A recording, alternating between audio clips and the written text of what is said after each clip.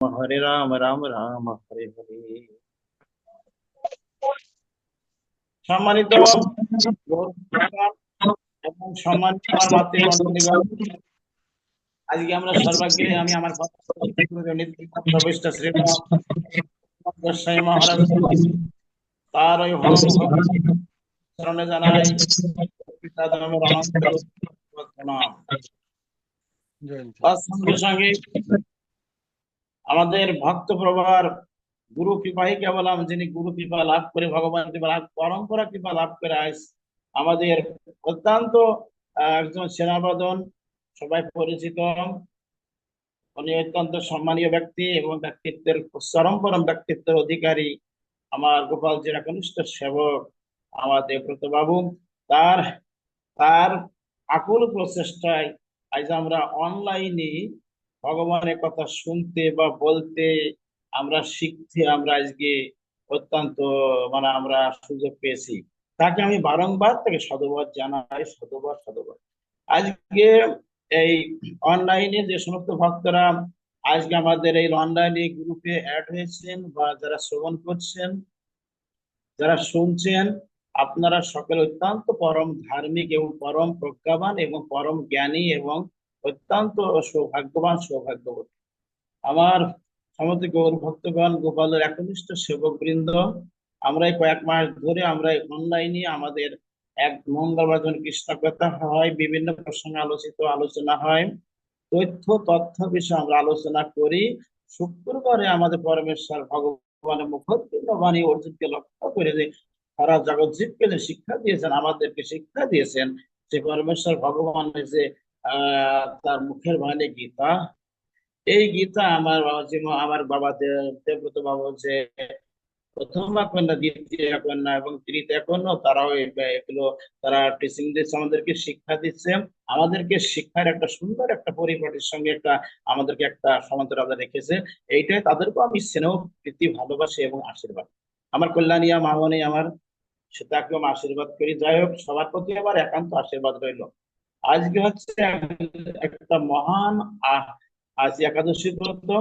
একাদশীর নাম হচ্ছে অন্ন একাদশী। আমি লিঙ্কে সবাইকে বলেছিলাম, তুমি আজকে একাদশী সম্পর্কে মাহাত্ম্য এবং আহ ভক্তি কুর্ম বিকাশের অন্তরায়, কিভাবে ভক্তি সংরক্ষণ হয় এবং কিভাবে ভক্তি সঞ্চারিত হয় দেহে প্রকট, এই সম্পর্কে আমি ওকে বলেছিলাম। সেভাবে প্রস্তুতি নিয়ে পরিপূর্ণ ভাবে সে লিঙ্ক আগেতে দিয়েছে। শুধু সজ্জন মন্ডলী, আপনারা যদি দেখেছেন যে আজকের মূল বিষয়বস্তু কি, শুধু সজ্জন, আমরা আজকে জানবো আজকে একাদশী এর মাহাত্ম্যটাকে বলে নি, তারপর আমরা অন্য প্রসঙ্গে যাব। যাক, সবারই সুদৃষ্টি আমি কামনা করছি। সবাই ধ্যান দিন, সবাই কৃষ্ণ কথা ধ্যান দিতে হবে বা মনোসংযোগ করতে হবে। আর মনোসংযোগ না করলে বাবা পরিপূর্ণ পুণ্য সঞ্চয় করা যাবে না। এর ভগবানের কথা, ইচ্ছাই হোক আর অনিচ্ছাই হোক, হেলায় হোক আর শ্রদ্ধাই হোক, যারা একান্ত হবে কৃষ্ণ কথা শোনে বা শ্রবণ করে বা বলে, তাদের পুণ্যের পুণ্যের যে ইয়েটা আমাদেরকে বলা হয় এবার ঋণ, ভগবানের শোধ করতে পারেন। ভগবান নিজের কথা বলছি, তিনি নিজে বলেছেন, আমি তাদের কাছে ঋণী হয়ে যাই যারা আমার কথা শুনে আমার ভজনা যারা করে থাকে। আমি তাদের অত্যন্ত প্রিয়, তারা আমার অত্যন্ত প্রিয় থাকে। তো গীতায় বললেন, যারা আমাদের ধর্মামৃত যারা পান করে, কৃষ্ণ কথা আমার কথা শুনে, যারা আমার ভক্তের কথা শ্রবণ করে, যারা আমার ধামের কথা শুনে, লীলার কথা শুনে, আমি তাদেরকে ধীরে ধীরে আমার ধামে নিয়ে আসি।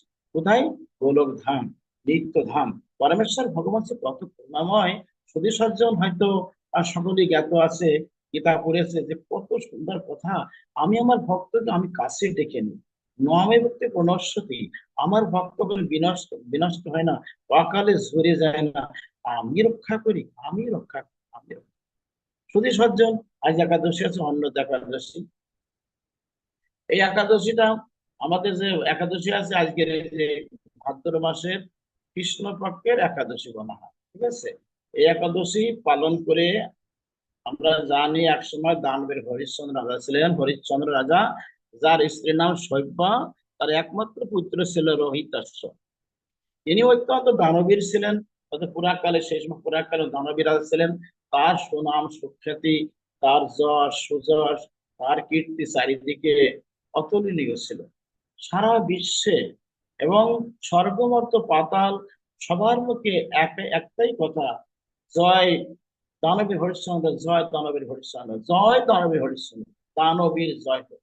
মানে দেবতারা, কিন্নর কিন্নরী, গন্ধর্ব গন্ধর্বাদি, সুরাসুর আদি, মুনি ঋষি আদি, যারা যারা মানে সবাই তার গুণ কীর্তনে পঞ্চমুখ।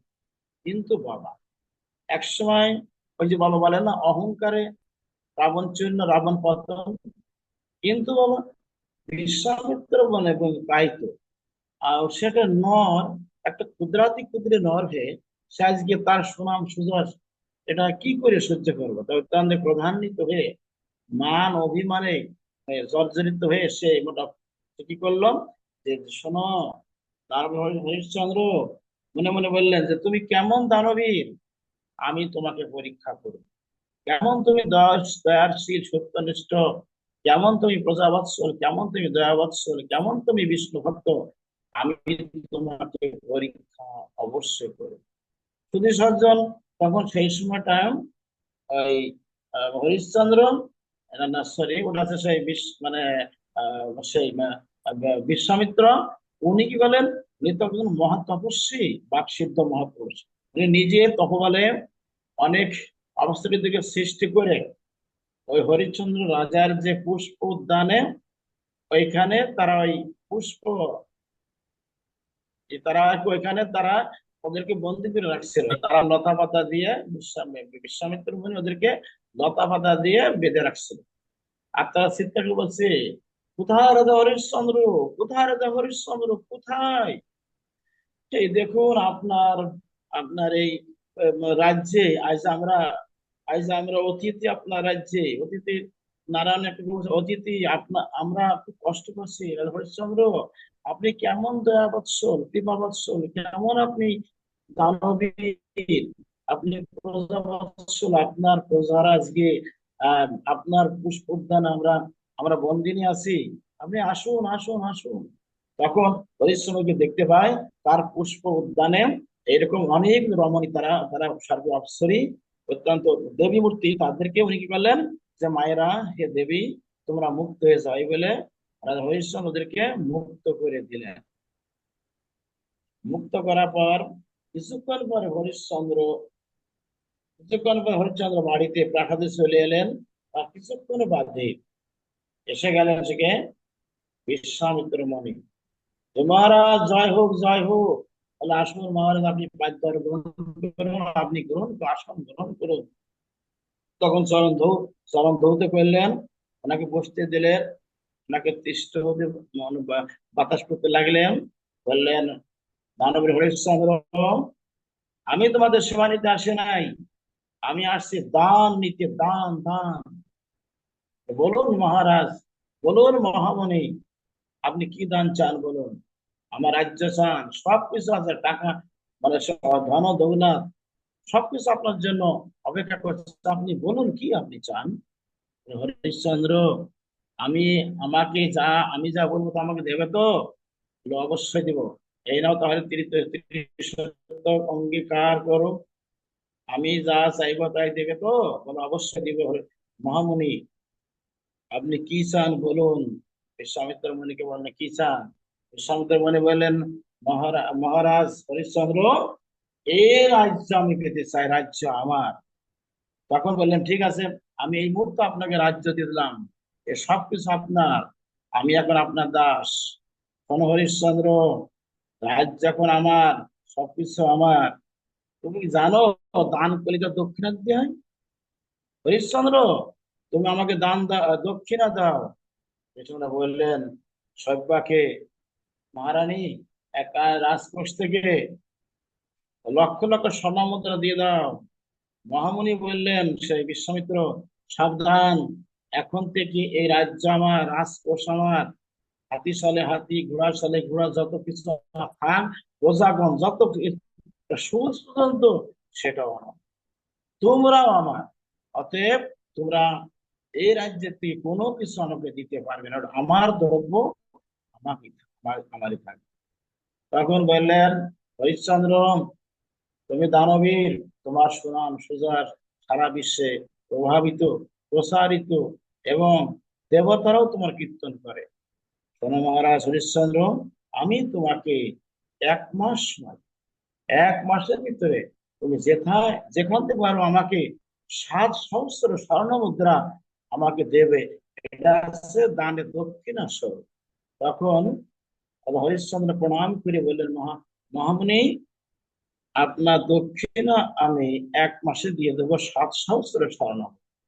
এই বলে সব্যাকে নিয়ে, তার ছেলে রোহিতাশ্বকে নিয়ে উনি রাজ্য থেকে বেরিয়ে পড়লেন। রাজ্য ত্যাগ করে 2 সপ্তাহ কেটে গেল, আর তো সময় নাই। 15 দিন কেটে গেল, 15 দিন আছে, কি করবে? কোনো সংস্থান মিলছে না। কি করে 7 সহস্র স্বর্ণ মুদ্রা মিলবে? হরিশ্চন্দ্র শুধু গোবিন্দকে ডাকছে, গোবিন্দ, আমার বিপদ হলে তুমি সেটা রক্ষা করো। তখন আমার গোবিন্দ সেখানে ভক্তের করুণ দেখা দর্শন করে উনি বললেন, স্বয়ং যমরাজকে বলেন, যমরাজ, তুমি কালুয়াডম হও, আর ব্রাহ্মণ তুমি হও ধর্ম। যাও অমুক হাটে, তারা বিক্রি হচ্ছে, যাও তোমরা গিয়ে তাদেরকে ক্রয় করো। ধর্ম যে কি জিনিস, ধর্মের শক্তি যে কত উগ্র, কি ভয়ঙ্কর হতে পারে। আর সারা বিশ্ববাসীকে জানাবো, ধর্ম যেখানে ভগবান সেখানে, ভগবান যেখানে ভক্ত সেখানে, ধাম সেখানে, সারা পৃথিবী সমস্ত ভক্তরা সেখানে থাকে, যাও। তখন এক হাটে হরিশ্চন্দ্র এবং তার স্ত্রী শৈব্যা এবং তার ছেলে রোহিতাস্য চলে গেলেন বিক্রি হতে। শুধু সজ্জন, ভাবুন একবার, যে রাজা আজকে সে পথের ভিখারি। তখন বললেন, চিৎকার করে বলছে কালুয়াডন, যে আমার সেবকের দরকার, শ্মশানে সে মরা পোড়াবে, কে আসো, আমি একটা সেবক চাই, সেবক চাই। হরিশ্চন্দ্র কি বললেন, মহারাজ, হে মহাশয়, আপনি আমার কৃপা করে আমাকে ক্রয় করুন, আমি সেবক হতে চাই। বলো তোমার কত দিতে হবে? বললেন, মহাশয়, আমাকে চারি 4,000 স্বর্ণ মুদ্রা দেবেন। 4,000 স্বর্ণ মুদ্রা, ঠিক আছে, তাই দিব। হরিশ্চন্দ্র চলে যাচ্ছে, কান্নাকাটি করছে শৈব্য এবং রোহিতাস্য। এমতো সময় ওই যে ব্রাহ্মণ, যে ধর্ম, উনি এসে বলছেন কি, আমার দাসীর দরকার, দাসী দাসী। তখন শৈব্য বললেন, মহারাজ, এই ব্রাহ্মণ ঠাকুর, আপনি কৃপা করে আমাদেরকে ক্রয় করুন, আমি আমার ছেলে। কত দিতে হবে? বলে, আমাদেরকে 3,000 স্বর্ণ মুদ্রা দিন। তখন 3,000 স্বর্ণ মুদ্রা, 4,000 স্বর্ণ মুদ্রা, 7,000 স্বর্ণ মুদ্রা দিয়ে তারা বিক্রি চলে গেল। হ্যাঁ, হরিশ্চন্দ্র চলে গেলেন সেই কালুয়াডামের সঙ্গে শ্মশান রক্ষী হলেন। আজকে সে যখন মরা পোড়াচ্ছে, সৎকার করছে, সবার কাছ থেকে সে ওর কর নিচ্ছে। এবার ভাবতে হবে, শুধু সজ্জন, যে ছিল রাজা, আজকে সে শ্মশানবাসী, আজকে সে শ্মশান রক্ষক। তাই একটা গানে বলে বলে, বাবা, চিরদিন সমান নাহি যায়, আজকে সে রাজাদের আজ কালী ভিক্ষা চাই, চিরদিন সমান নাহি যায়। হম অবতার শ্রী রামচন্দ্র জানকীর প্রতি, তার হলো বনবাস, রাবণ করে দুর্গতি, ইত্যাদি পদ। যাই হোক, চলে গেলেন। তারপরে সব্যা চলে গেলেন ব্রাহ্মণের সঙ্গে। একটাই, সে ব্রাহ্মণ বললেন স্ত্রীকে, দেখো, এ তোমার দাসী। এই শোনো দাসী, তুমি আজ থেকে গোয়াল বাড়াবে, গোয়াল দহন করবে, পূজার সমস্ত কিছু আনবে, আর পূজার ঘন্টা, হাঁড়ি পাতিল মাজবে, মানে তোমার সমস্ত কাজ করতে হবে। বলে, মহাস্বামী, তাই পারবো। আর তোমার সে রহিতাস্য, আর শোনো, তুমি করবে এই আমার পূজার পুষ্পচয়ন, তুলসী চয়ন, মনে থাকে যেন। এইভাবে কয়েকদিন কেটে গেল, আর মাত্র 7 দিন সময়। কি করবে? সময় চলে যাচ্ছে, রাত নেই, দিন নাই। আজকে সে কে সেই সেই মানে সেই হরিশ্চন্দ্র, আজ যে কালিয়াডমের পক্ষ হয়ে তার সেবক হয়ে আছে। একদিন সব্যা ঠাকুর পূজার বাসন মাজছে, তার ছেলে বলে, মা, আমি একটি পুষ্প চয়ন করে নিয়ে আসি। এই বলে চলে গেল এক পুষ্প উদ্যানে। সেখানে পুষ্প চয়ন করতে করতে হঠাৎ করে সর্পাঘাতে তার মৃত্যু হয়ে গেল। খবর এলো যে সব্যা দাসী তোমার ছেলে মারা গিয়েছে। তখন সব্বার শিরে বজ্রাঘাত করলো, তাই তো ছিল আমার একমাত্র সন্তান হইতে আমাকে ছেড়ে চলে গেল। তখন তার সেবিকা তার মাকে বলছে, সেই ব্রাহ্মণের স্ত্রী, মা আমাকে তুমি একটু সুযোগ দাও, আমি এখন আমার ছেলে তো মারা গেল, আমি ওই শ্মশানে গিয়ে আমি আমার ছেলের সৎকার করব। যে শ্মশানে সৈকত জানে না যে শ্মশানে তার স্বামী আর কি আজকে সেখানে। তো তাই নিশি রাত, অমাবস্যার রাত, ঘুটঘুটে অন্ধকার, বৃষ্টি হচ্ছে, উল্কাপাত হচ্ছে, ঝড় হচ্ছে, তার ভিতরে সে তার মা সব্যা সে নিজের ছেলে কাঁধে করে নিয়ে নিয়ে চিৎকার করছে, হায়রে অভাগিনী, হায়রে অভাগিনী, ছিলাম রাজরানী, হয়েছে দাসী, ছিলাম তো আমার একমাত্র পুত্র, সেও আজ চলে গেল। যাই হোক, এরা নিয়ে সেই অন্ধকার কি বলছে কি, ওগো, ওগো, তুমি কি, তুমি আমাকে আমার ছেলের সৎকার করো না গো। বলে, কে তুমি? বলে, আমি এক অভাগিনী, আমি এক অভাগিনী, আমার কেউ নাই, ছিল মাত্র একটা ছেলে, সে মারা গেছে, তুমি আর কৃপা করে আমার ছেলেটাকে সৎকার করো। বলে, এই নারী, কে বললেন?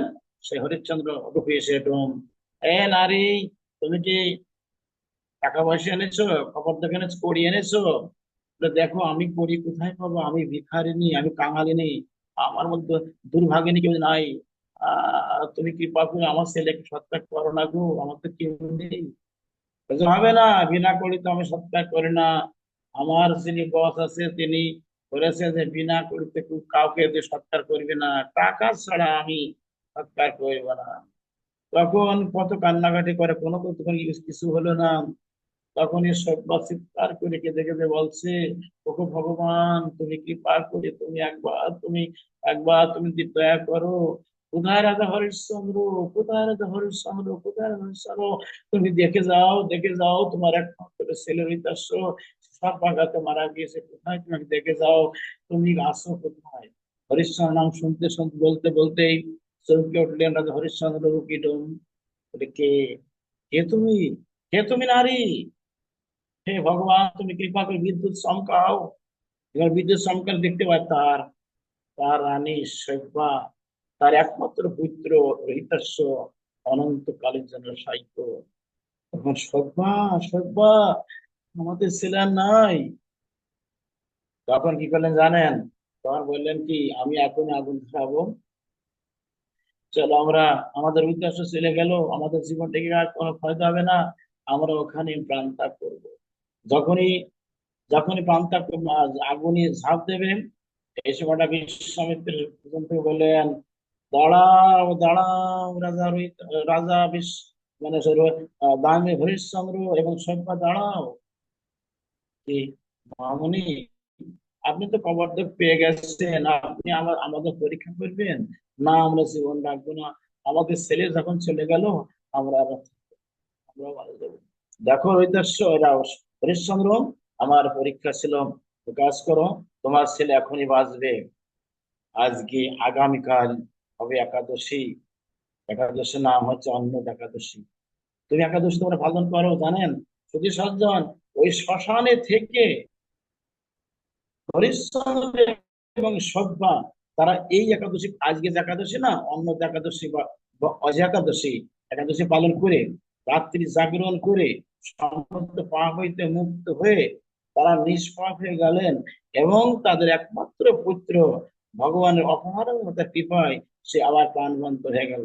এই একাদশী করে আবার জীবিত হয়ে তারা আবার সেই হিত রাজ্য, হারানো রাজ্যটা পুনর্বার ফিরে পেলেন এই একাদশী ব্রত পালন করে। তারা আবার সে চলে গেলেন সেই এসে, মানে সেই অযোধ্যায় গিয়ে রাজা হলেন। তারপর দেশে শান্তি ফিরে এলো, প্রজাদের আনন্দের আর পরিসীমা নাই, সেই দেশে আবার সেই শান্তির বাড়ি প্রবাহিত লাগিল। শুধু সজ্জন, আজকের একাদশী অন্য একাদশী, একাদশী শ্রবণ যারা করে এই মাহাত্ম, তারা নিষ্পাপ হয়ে ভগবানের চরণে যায়, ওর পাপ বলে আর দেহে সমর্থ থাকে না। যদি সজ্জন, এই একাদশীর আজকের মাহাত্ম। আর একটা একাদশীর কথা বলবো, এটা একাদশীর মাহাত্ম, একাদশী করলে কি হয় আমি সেটা বলছি, সবাই লক্ষ্য করবেন। একাদশীর মাহাত্ম মানে ভদ্রশীলের উপাখ্যান, এটা আমরা একটা গ্রন্থ আছে, তো পুরাকালে গালব নামে এক এক মণি ছিলেন। কি নাম? গালব। ইনি তিনি বাস করতেন নর্মদা তীরে, এক নদীতে বাস করতেন। তার ছেলের নাম হচ্ছে ভদ্রশীল। অত্যন্ত বিষ্ণু ভক্ত বা কৃষ্ণ ভক্ত ছিলেন তিনি। ছোটবেলা থেকে ভগবানের মূর্তি তৈরি করে নিয়ে উনি তার পূজা করতেন এবং একাদশী করতে পালন করতেন কঠিন ভাবে, এবং সবাইকে প্রতিদান করতেন যে বাবা তোমরা একাদশী করো এবং তোমরা হরিভক্ত হও, কৃষ্ণ ভক্ত হও, তোমরা পূজা পূজা পার্বণ করো, তোমরা সদাচারী হও, শিষ্টাচারী হও, তোমাদের মঙ্গল নিশ্চিত হবেই হবে। এইভাবে যায়। একটা পিতা বলছে কি, মনে ভদ্রশীল, তুমি যে এত এত অনুষ্ঠান করো, তুমি একাদশী করো, সকালকে হিতবোধের দান করো, আচ্ছা বাবা তুমি কিভাবে তুমি তোমার এই ভক্তি, তীব্র ভক্তি লাভ পেলে বলো, বলো আমাকে বলো। তখন ভদ্রশীল বললেন, উত্তরে ভদ্রশীল বললেন যে বাবা, আমি পুরাকালের সমস্ত কিছু, আমি পূর্বজন্মের সকলতা আমি সবকিছু ভুলিনি। আমার সবকিছু মনে আছে। আগে আগের জন্মে আমি আমি ছিলাম জমপুরীতে। আমাকে যমরাজ আমাকে নিয়ে যে আমাকে মারতে মারতে নিয়ে গেলে পরে আমি যমরাজের মুখে একাদশের মাত্র শুনেছিলাম। এবং একাদশী করলে কি হয়, না করলে কি হয়, সৎ পথ থাকলে কি হয়, না থাকলে কি হয়, সত্য কথা বললে কি হয়, মিথ্যা কথা বললে কি হয়। আমাকে পাপ পুণ্যের কথাগুলো আমাকে একে এক নিয়ে আমাকে বললেন। ঘন্টার পর ঘন্টা আমি শ্রবণ করছি, তার ফলে আমার দেহে একটা দিব্য দিব্য জ্যোতি এসে হাজির হয়। আমি সবকিছু অবগত হয়ে গেলাম, যেহেতু আমি জাতিস্বর, আমি সবকিছু বলতে পারলাম, আমার স্মরণে ছিল। এইভাবে তার কাছে সবকিছু কথা শুনে ভদ্রশীল আমি তখন বললেন, দেখো যমরাজ, আমি তোমাকে বলছি সবকিছু স্মরণ করো। ভদ্রশীল বললেন, বাবা আমি পূর্ব জন্মে ছিলাম চন্দ্র বংশের এক রাজা ছিলাম, নাম ছিল ধর্ম কীর্তি। শুধু সজ্জন, নাম ছিল ধর্ম কীর্তি। ভগবান দত্তাত্র ঋষির শিষ্য এই ধর্ম কীর্তি। তিনি 9,000 বছর ধরে উনি সারা পৃথিবী উনি কন্ট্রোল করেছেন বা রাজত্ব করেছেন। 9,000! এটা ভাবনার বিষয় না, 9,000।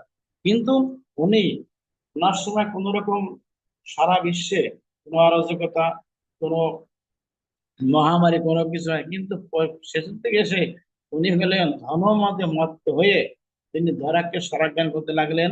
তার ওই সঙ্গ দোষে বলে অঙ্গ ধরে না, ওর সঙ্গটা ছিল খারাপ। তাই কুসংসর্গে সে মানে কুসংসর্গে গিয়ে সে কুসংসর্গে মিশে তার আপন সত্তাকে ভুলে গিয়ে, সবকিছু ভুলে গিয়ে ধীরে ধীরে সে একবার সেই পাপে দিল। একদিন সে ধর্মকীর্তি কি করলেন, উনি সেনাপতিদেরকে নিয়ে মেরিগড়তে বেরিয়ে পড়লেন। এক গভীর অরণ্যে প্রবেশ করে সেখানে অত্যন্ত ক্লান্ত শ্রান্ত অবসন্ন দেহে রেবা নদীর তীরে, রেবা নদীতে স্নান করে ওনার ক্লান্ত দূরীভূত হলে, কিন্তু ফিরিয়ে দেখতে পেলেন পিছনে কেউ সেনাপতি নাই। উনি অত্যন্ত সেই কি বলা যেতে পারে, উনি অত্যন্ত মানে ভয়ে ভীত চকিত হয়ে কোথায় গেল, কোথায় গেল, কোথায়। তখন দেখলেন যে আমার তো কেউ নাই। ভয়ে ভীত হয়ে উনি গভীর অরণ্যের ভিতরে প্রবেশ করতে লাগলেন। ভিতরে গিয়ে দেখতে পেলেন সেখানে অনেক অনেক সাধু সন্তরা। শুধু সজ্জন, সাধু সঙ্গ কি কি হয় সেটা বলছে আর কি। তখন সাধু সন্ত সবাই ভগবানের কথা বলছেন। ওই দিন ছিল বাবা একাদশী ব্রত। উনি সকাল থেকে কোনো কিছু জল গ্রহণ করেন নাই, ওই ধর্মকীর্তি। আর ওনাদের আশ্রমে গিয়ে ওনাদের সঙ্গ নিয়ে উনি আর সবকিছু ভুলে গেলেন, এবং সারা রাত ধরে ওই কৃষ্ণ কথা হরিকথার মাধ্যমে দিনাতিপাত হয়ে গেল, রাত্রি যাপন হয়ে গেল। কিন্তু ক্লান্ত শ্রান্ত দেহ তো, উনি অত্যন্ত ক্লান্ত পড়ার ধরে উনি শেষ রাত্রে মারা গেলেন। এবার যমদূতগণ এসে ওনাকে দড়ি দিয়ে বেঁধে টানতে টানতে নিয়ে চলে গেলেন জমালয়ে। জমালয়ে নেওয়ার পর যমরাজ বলছেন, চিত্রগুপ্ত দেখো তো, ওই যে চন্দ্র ধর্মকীর্তি আসছে, ওর তুমি ওইটা দেখো, ওর পাপ পুণ্যের মেয়াদ কতটুকু আছে দেখো, সারা জীবনে কি করেছেন আপনি দেখো। তখন চিত্রগুপ্ত প্রতিহার গুলো দেখেন যে মহারাজ সারা জীবন পাপ করেছে, অন্যায় অপকর্ম, ধনমদে মত্ত হয়ে আপনাকে ভুলে, ভগবানকে ভুলে গিয়ে, সবকিছু ভুলে গিয়ে পাপে মতি, কুসংসর্গে মতি ছিল, এবং তার সঙ্গে ছিল খুব চরম পরম খারাপ। তবে একটা কথা মহারাজ, ওই যখন মৃত্যু হয় ওই দিন ছিল একাদশী ব্রত। ওই একাদশী ব্রত করে ব্রত করে একাদশী ব্রত করেছিলাম। তারপরে শেষ রাত্রে সে প্রাণ ত্যাগ করে। সারা জীবন ধরে পাপ করলেও, শুধু সজ্জন ভালো করে ধ্যান দিয়ে শুনবে, সারা জীবন পাপ করলেও কিন্তু অন্তিম সময়টা একদিন, ওই দিনের দিন একাদশী একাদশী পালন করে তিনি মহাপুণ্যে পুণ্য পুণ্যবান হয়ে তিনি আজকে ভগবান দিব্য ধামে যাবেন। আমি সেটাই বলছি। এবার এই কথা এই কথা শোনা মাত্রেই যমরাজ উনি অত্যন্ত ব্যস্ত হয়ে কাতর ভাবে ক্রন্দন করতে করতে গিয়ে সেই ধর্মকীর্তির সেই তার সামনে পূজা করছে যে, বাবা তোমার মতো ভাগ্যবান না কেউ নাই। ধর্মকীর্তি, তুমি সারা জীবন পাপ করলেও তুমি যে তুমি ব্রত করেছো একাদশী, এর ফলে তুমি সমস্ত পাপ হইতে মুক্ত হয়ে গেছো। দেখো হে সেনাপতিগণ, তোমরা সবাই আমার আশেপাশে বসো। আমি জোর কদমে জোর গলায় বলছি, তোমরা ভালো করে শোনো। এটা আমার বেদ বাক্য। আজ থেকে জমে এই আমার জমালে আসবে না যারা একাদশী করবে, সত্য কথা বলবে, যারা মিথ্যাকে পরিহার করিবে, ধর্মমত থাকবে, পিতামাতাকে ভক্তি করবে, গুরুকে ভক্তি করবে, গুরুজনদের ভক্তি করবে, পরম্পরাকে ভক্তি করবে, সৎ পথে থাকবে। তারপরে মানে সমস্ত ব্রত ব্রত পালন করবে, ধর্ম যাচন করবে, সত্যকে আশ্রয় করবে, ভগবানকে সেবা করবে, ভগবানের নিত্য সেবা করবে, ভগবানের পূজা করবে, হরিনাম জপ করবে। এক কথা বলা যেতে পারে, হে দুধগণ, যারা ষোড়শাষ্টাঙ্গ যাচন করে, ভক্তি ষোড়শাষ্টাঙ্গ যাজন এবং নববিধ যাচন করবে, তারা কোনোদিন যেন আমার এই জমালয়ে না আসতে পারে। তাই তাই সেই জন্য বলতে চাই, জয় নিতাই বাবা, আমাদের শুনছি। ধর্মকে রক্ষা করতে হবে। জয় নিতাই আর বাবা। হ্যাঁ, শুনছি শুনছি। হ্যাঁ আমি বলছি, আচ্ছা, ঠিক আছে হ্যাঁ ঠিক বাবা, আছে ঠিক জয় আছে, নিতাই। বলো। হ্যাঁ তোমরা শোনো না? তখন আরো বললেন, দেখো দেখো দেখো বিজ্ঞান, আর আসবে কারা তুমি সেটা শোনো। আসবে কারা? একাদশী যারা করবে না, যারা একাদশী করবে না, যারা ইন্দ্র চরিতার্থ, যারা সেলফ ইন্টারেস্ট আত্মসুখের সুখী, যারা গুরুজনদের ভক্তি করবে না, বৈষ্ণবদের যারা প্রহার করবে, সমালোচনা করবে, নিন্দা করবে, যারা সর্বপ্রকার পাপে মতি দুরমতি, হ্যাঁ আত্মঘাতী, এই সমস্ত যারা থাকবে, যারা ব্রাহ্মণ বৈষ্ণবদেরকে নিন্দা করবে, অর্থাৎ এক কথা বলেছে, এবার ধর্মকে যারা পালন করিবে না, ধর্ম বলতে ধর্ম যত আছে, অঙ্গ আছে, অঙ্গ যারা পালন করবে না, তাদেরকে তোমরা একেবারে দড়ি দেবে, যে টানতে টানতে আমার জমালয়ে নিয়ে আসবে। আমি বাবা, ওদেরকে অনন্তকাল ধরে আমার এই তো জমালয়ে কি নিয়ে সমস্যা বল প্রয়োগ আবার? করবো। বুধগণ, এই কথা বলতে বলতেই কি হলো, উপর থেকে বন্ধু না মাগো, মানে তোর মেয়ে পেয়ে গেছে, চন্দ্রকীর্তি তুই পারবি না কেন? সারা জীবনে যে এটা স্মরণ করতে লাগলো। তারপর ধীরে ধীরে যোগ কি নিশ্চয় হলো, করা আছে তোর ওর আগে। দেহটা দিব্য হ্যাঁ কথা বলে না, তখন সমগ্র দেহটা হয়ে গেল দিব্য মূর্তিতে ভরপুর হয়ে গেল। স্বর্গের থেকে পুষ্পরথে এসে গেল, পুষ্পরথে উঠে উনি স্বর্গা বৈকুণ্ঠে চলে গেলেন। তখন কালব ঋষি বললেন যে, আমার বড় গর্ব, এহানো পুত্রকে আমি প্রাপ্ত হয়েছি, এবং যার ফলে আমার বংশের উন্নতি হয়েছে, দেশ দশের সারা পৃথিবীর কল্যাণ হবে। আর এই যে মানে একাদশীর মাহাত্ম্য যারা শ্রবণ করবে, তারাও মহা মহা পুণ্যবান হয়ে, অত্যন্ত পুণ্যশালী হয়ে তারা ভগবানের দিব্য ধামে যাবে, এবং তারাও দিব্যতায় প্রাপ্ত হয়ে নিত্য সেবায় ভগবানের অনন্ত কলেজে নিত্য সেবা ব্রতী হয়ে যাবে। যদি সজ্জন, তাহলে যদি কেহ একাদশী যদি পরিপূর্ণভাবে করতে পারে ভক্তি সহকারে, তাদের যে কত পূর্ণ হবে আমাদের এই একবার জানা বা আইডিয়া করা উচিত। সেই জন্য আমরা আমরা বলবো যে, আবাল বৃদ্ধ বনিতা বালক বৃদ্ধ পুরুষ নারী একেবারে 80 বছর পর্যন্ত সবাই অবাধে অন্য চিন্তা অন্য ভাবনা বাদ দিয়ে একাদশী ব্রত পালন করবে। এবং আমাদের সমস্ত বেদান্তের সারমর্ম, 18 পুরাণের সারমর্ম, সমস্ত পুরাণের সারসংক্ষেপ একাদশী আছে ব্রত রাজ। রাজ মানে রাজা। সেই জন্য বাবা, সবাইকে আমি জানাবো, বলবো যে সকলেই জানো একাদশী ব্রত পালন করে এই মাস সংসার পেরিয়ে যেন ভগবান নিত্য সেব্রতী হয়। যদি সজ্জন, এইগুলো একাদশীর মাহাত্ম, আজকের একাদশী প্লাস একাদশীর মাহাত্ম। আমরা এখন যাব ধীরে ধীরে। এই যে আমরা মানে কাটা কাটা ভক্তদের কাটা কি, ভক্তি কর্মবিকাশের অন্তরায়। আর এই ভক্তিকে লাভ করতে হলে আমাদের প্রথমে দরকার গুরু পদাশ্রয় গ্রহণ। কারণ দীক্ষা আছে দিব্য জ্ঞান, দীক্ষা আছে দিব্য জ্ঞান। যে দিব্য জ্ঞান বা ভগবত জ্ঞান লাভ করলে আর কোনো কিছু জানা থাকে না। যে জ্ঞানের মাধ্যমে ভগবত তত্ত্ব জ্ঞান উৎপন্ন হয়, যে জ্ঞানের মাধ্যমে ভগবানের চরণে তীব্র ভক্তি, বিশুদ্ধ ভক্তি জন্মে। যে ভক্তির বুনিয়াদে অনায়াসে ভগবানের কৃপায় আমরা নিত্য ধাম গ্রহণ করতে সক্ষম হব। যদি সজ্জন, এখন প্রথম দরকার হচ্ছে কি সদ্গুরু পদাশ্রয় গ্রহণ। তা ভক্তির সোসারটাকে যাজন প্রথমেই গুরুর পদাশ্রয়। ভগবানের গুরুদেব গুরুগান করে গেছেন, রামচন্দ্র গুরু, বশিষ্ঠ, বিশ্বামিত্র, শ্রীকৃষ্ণের গুরু আসছেন সেই মানে সন্দীপনী, আরেকজন আছে এর মহাপ্রভু আছে ঈশ্বরপুরী, আমাদের কেশব ভারতী আছে।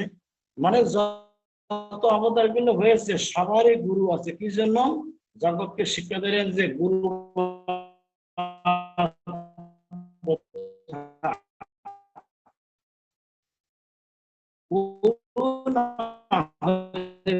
কখনো ভগবান মন্ত্র নিলে হবে না, মন্ত্র দেবতাকে দিতে পারে না। সংসারটা জল শূন্য কূপের মতো। আর এই সংসারটা মনে করো মরুভূমি।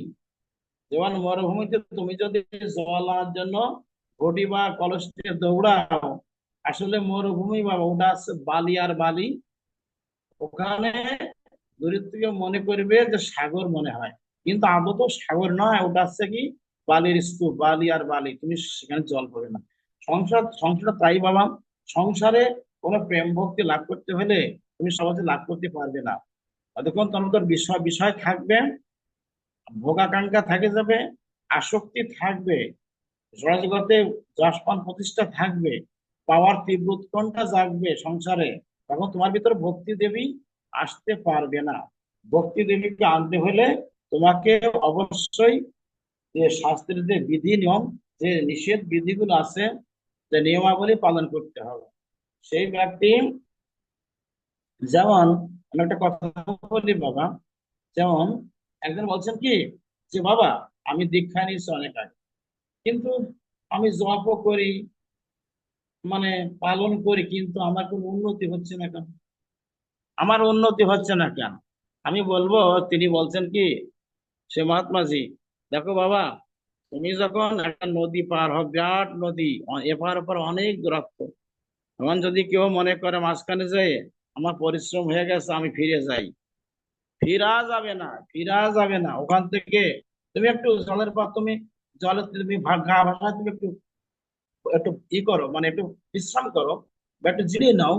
তোমাকে টার্গেট থাকবে একটাই, যে আমি উপরে যাবই যাব, আমি মরি আর বাঁচি, ওটা আমার দেখার বিষয় না, আমি যাবই যাব।